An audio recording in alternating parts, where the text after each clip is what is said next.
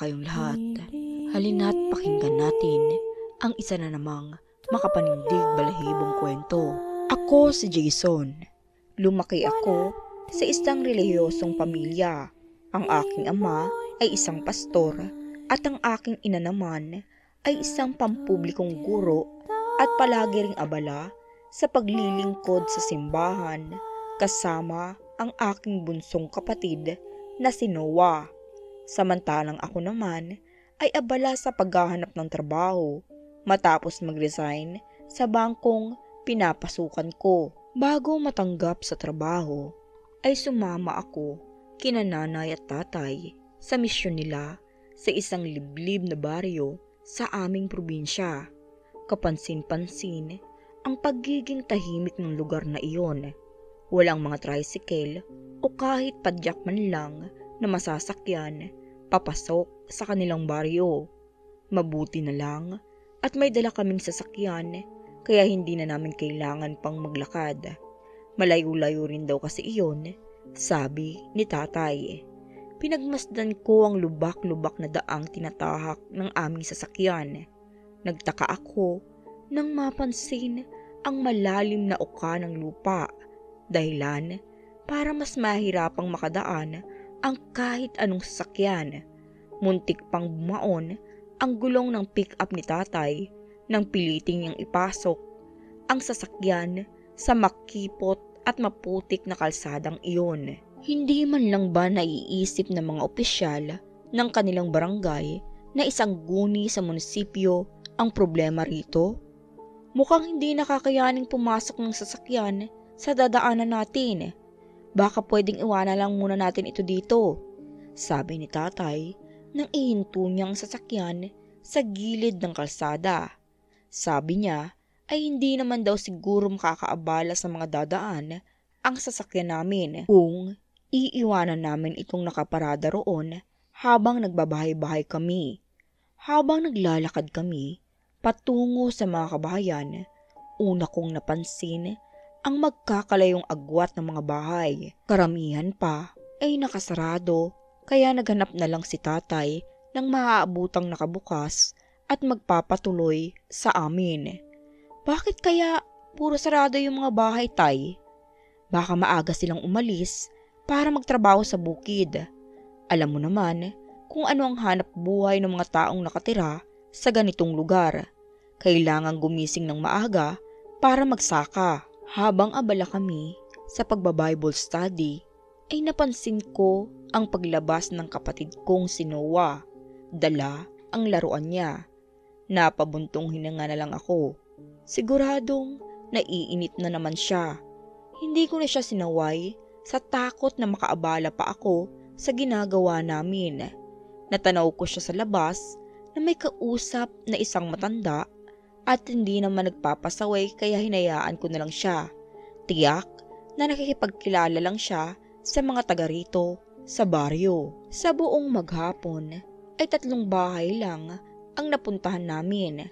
Halos lahat kasi ng mga bahay doon ay sarado. Naubos lang ang oras namin sa paglalakad sa ilalim ng sikat ng araw. Pagod na kami nang makarating sa huling bahay na nakabukas at tumanggap sa amin. Huwag na kayong magpapaabot ng dilim, pastor, bilin ng matandang may-ari ng bahay na si Manang Irma. Delikado, kaya sige na, lumakad na kayo at nang makauwi rin kayo kaagad. Iwasan ninyo ang mga lubak sa daan. Bagamat nagtataka, ay sinunod pa rin naman iyon ni tatay, kaya kahit may oras pa, ay nagpasya na siyang bumalik kami sa sasakyan. Malayo-layo pa kasi ang lalakarin namin at kung magtatagal pa kami, malamang ay aabutin na kami ng gabi bago pa makauwi. Ngunit hindi pa kami nakakalayo ay nararamdaman na namin ang bahagyang paggalaw ng lupa. Huminto kami mula sa paglalakad sa pag-aakalang lumilindol. Natigilan kami nang biglang maglipara ng mga uwak sa paligid. Tay, ano po kayang nangyayari? Naguguluhan kong tanong sa aking ama. Ngunit tulad ko ay naguguluhan din si tatay. Napasigaw ako nang muling gumalaw ang lupa at sa likuran ni tatay ay may nakatayong matandang babae. Mahaba ang namumuti niyang buhok na nakatakip sa kanyang muka. Ang mga braso niya ay parang dinilaan ng apoy at halos maagnas na. Halos masuka kami sa matinding amoy na nanuot sa aming ilong habang umaatras. Tay, umalis na ho tayo! Nanginginig sa takot na sabi ko sa aking ama. Si nanay naman ay mahigpit na nakakapit sa braso ni tatay at hindi na rin makapagsalita sa labis na takot. Sa sandali, sambit ni tatay na tila nagdadalawang isip pa. Nang hawiin ng matanda, ang puting-puti nitong buhok ay tumambad sa amin. Ang nakakakilabot nitong mukha. Halos matuklap na ang balat nito sa pisngi. Ang mga mata nitong nakalubog na ay namumula at matalim na nakatitig sa amin. Wala sa sariling tumakbo ako ng mga oras na iyon at nagsisigaw para humingi ng tulong. Ni hindi ko na nilantana ang maputik na daan basta't makarating kaagad sa mga kabahayan. Kasunod ko rin naman sina tatay noon na mahigpit ang kapit sa kamay ni Noah. Habang tumatakbo ay naririnig rin namin ang malakas na huni ng mga uwak na tila sinusundan kami. Nagtalsika ng mga putik sa mga suot naming damit nang madaanan namin ang may kalalimang buta sa kalsada. Halos hindi na kasi namin iyon napapansin dahil madilim na ang paligid. Tanging flashlight na lang ng dala kong cellphone ang tumatanglaw sa aming dinaraanan. Nagulat kami nang humahangos na dumating si Manang Irma at may daladalang sulo.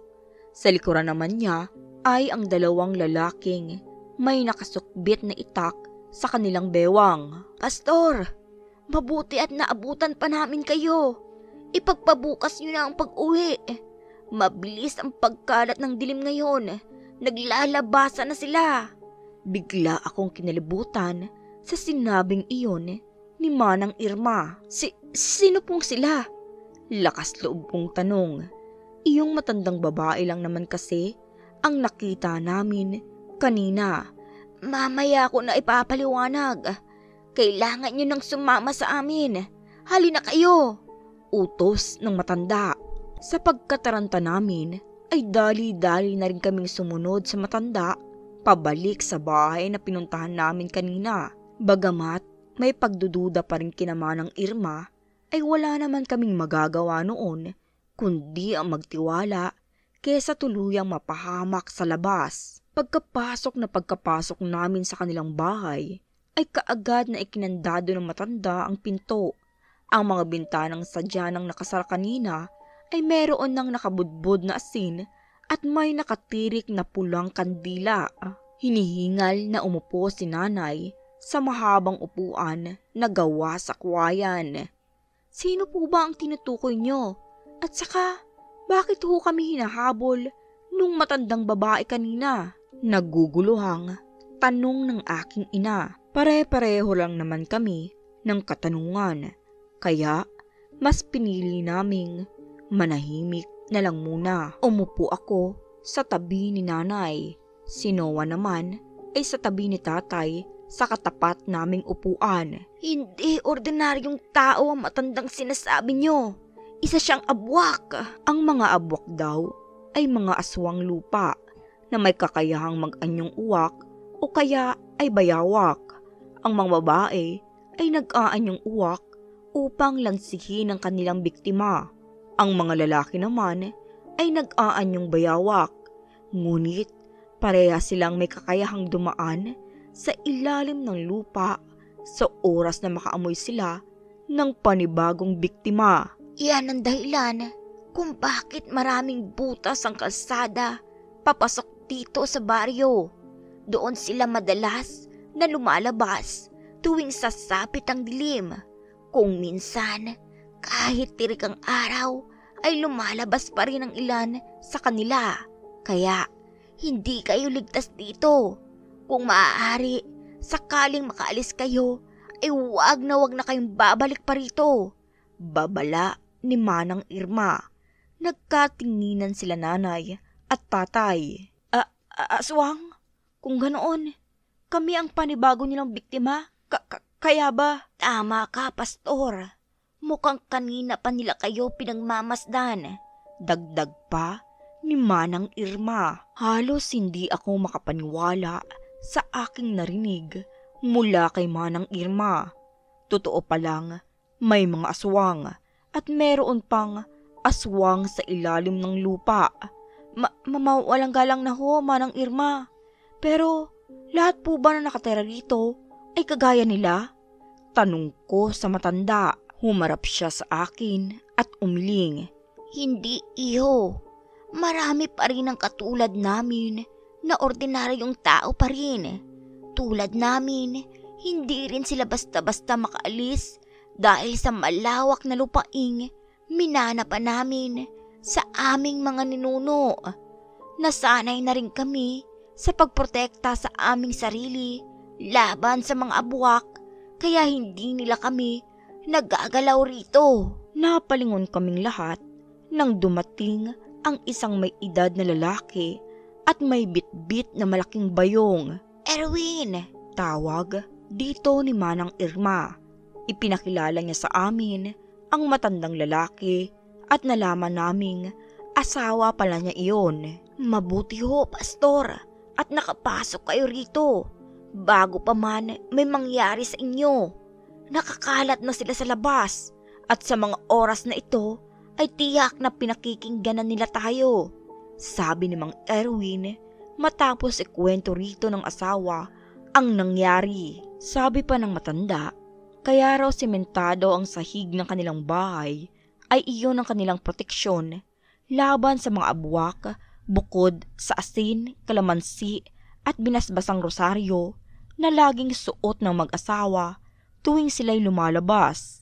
Ang tatlong lalaki namang kasama ni Manang Irma ay nagpaalam para umuwi sa kanilang bahay. Para saan naman po yung pulang kandila sa may bintana? Pangontra niyo rin po ba yan sa mga aswang? Kuryoso kong tanong. Lumapit pa ako roon para sana hawakan ng kandila, ngunit hinablot ni Mang Erwin ang aking braso. Huwag kang lalapit sa may bintana. Naaamoy ka nila. Babala niya. Natahimik kami lahat nang marinig ang kakaibang ingay na nagmumula sa labas. Naghahalo ang nakakakilabot na huni ng mga uwak at ang malalakas na pag-alulong ng mga asong alaga ni Manang Irma. Mahigpit akong niyakap ni nanay, dala na matinding takot. Si Noah naman ay nanatiling walang kibo sa tabi ni tatay. Ano yun? Sigaw ko nang marinig ang malakas na kalabog sa bubong. Nagkatinginan kami ni tatay. Erwin, hampasin mo! Natatarangtang utos ni Manang Irma. Nagmamadali namang nagtungo sa isang silid si Manong Erwin. Paglabas niya ay daladala na niya ang buntot ng pagi. Mabilis namang inabot ni Manang Irma sa kanya ang kumukulong langis na binabara ng dinikdik na bawang at doon isinawsaw ni Manong Erwin ang buntot ng pagi bago iyon gamitin. Nanatiling nakaawang ang aking labi at walang namutawi ni isang salita. Ang aking mga magulang naman ay taimtim na nagdarasal sa isang sulok. Lumayas kayo! Pati ba naman kami? Tatalo ninyo? Galit na sigaw ni Manong Erwin. Wari ba ay kilalang kilala niya ang sinasabihan noon. Paulit-ulit niyang hinampas ang bubong at ilang sandali pa ay narinig na namin ang pag-atungal ng isang mabangis na hayop mula sa bubungan. Namutla ako nang makita ang usok na nagmumula sa parteng hinahampas ni Manong Erwin. Halos mayupi na ang yero sa dami ng hampas na ginawa niya roon. Ngunit ilang sandali lang ay nawala na ang malalakas na kalabog at atungal ng mabangis na hayop. Kasunod noon, ang malakas na huni ng mga papalayong uwak. Lalapitan ko na sana sina nanay at tatay nang mapansin ko si Noah. Wala na siya sa inuupuan niya. Nakadapa na siya sa sahig at nakalabas ang kanyang dila na parang isang asong may inaamoy na kung ano. Nanay? Tay? Si Noah! Nauutal kong tawag sa kanila. Nagulat din ang mag-asawang matanda nang makita ang itsura ng nakababata kong kapatid.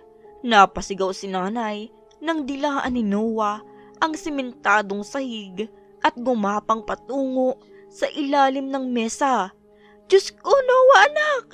Nag-aalalang sigaw ni nanay. Sinubukan naming kunin si Noah para pigilan sa ginagawa niya. Pero parang hindi na niya kami kilala. Manang Irma, ano hong nangyayari sa anak namin? Tulungan niyo po siya. Parang awa niyo na ho. Pakiusap ni tatay. Nilapitan ng mag-asawa si Noah. Ngunit nagwawala siya ng hawakan ni Manong Erwin ang magkabilang braso niya.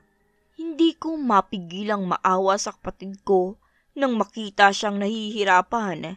Alam namin na nasasaktan siya sa higpit ng pagkakahawak sa kanya ni Mang Erwin. Ngunit hindi kami nakailam sa ginagawa nila.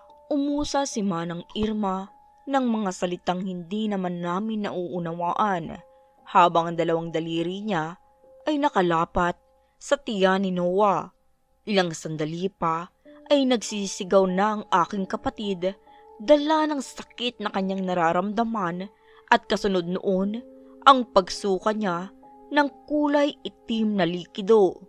Sabi ni Manang Irma ay nabati raw si Noah ng aswang na nagbigay sa kanya ng pagkain. Saka ko nalang naalala ang matandang nakita kong kausap kanina ni Noah.